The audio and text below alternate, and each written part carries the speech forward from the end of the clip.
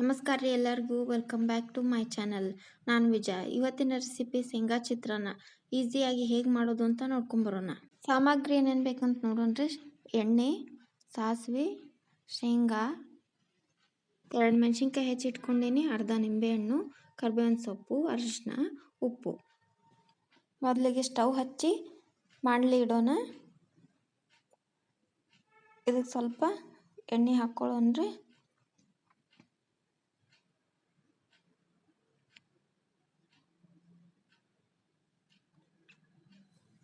ಇದು ಸ್ವಲ್ಪ ಕಾದ ನಂತರ ಸಾಸಿವೆ ಹಾಕ್ಕೊಳ್ಳೋಣ್ರಿ. ಇದಕ್ಕೆ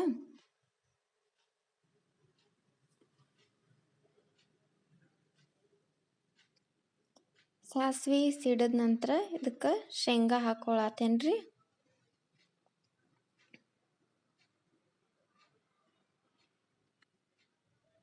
ಶೇಂಗಾ ಚಂದಂಗೆ ಹುರಿಬೇಕ್ರಿ, ಕ್ರಂಚಿ ಬರುವಂಗೆ ಹುರಿಬೇಕು.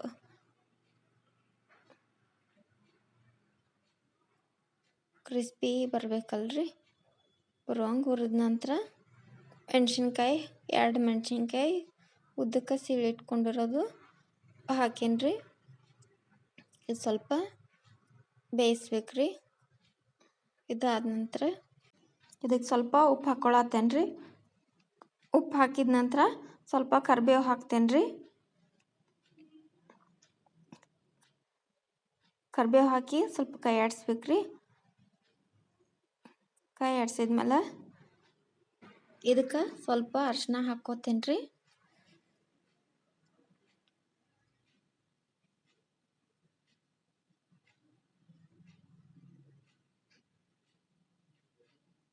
ಅರಿಶಿನ ಹಾಕಿ ಸ್ವಲ್ಪ ಕೈ ಆಡಿಸಿ ಸ್ಟವ್ನ ಆಫ್ ಮಾಡ್ಕೊಂಡ್ರಿ.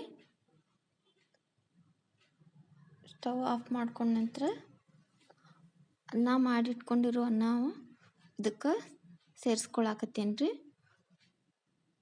ಸೇರಿಸ್ಕೊಂಡು ಇದನ್ನು ಚೆಂದಾಗಿ ಕಲಸ್ಕೊಂಡು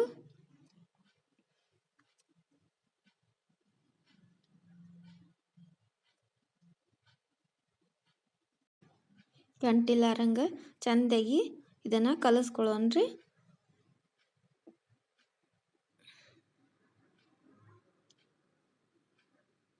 ಕಲಸಿದ ನಂತರ ಇದಕ್ಕೆ ಸ್ವಲ್ಪ ನಿಂಬೆಹಣ್ಣು, ಅರ್ಧ ನಿಂಬೆಹಣ್ಣು ತೊಗೊಂಡೇನ್ರಿ. ನಾನು ಅರ್ಧ ನಿಂಬೆಹಣ್ಣು ಹಿಂಡ್ಕೊಳ್ಳೋಣ.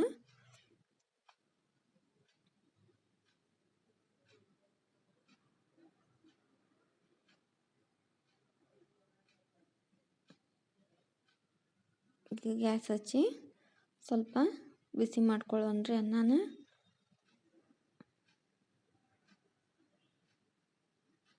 ಚೆಂದಾಗಿ ಬಿಸಿ ಮಾಡಿಕೊಂಡು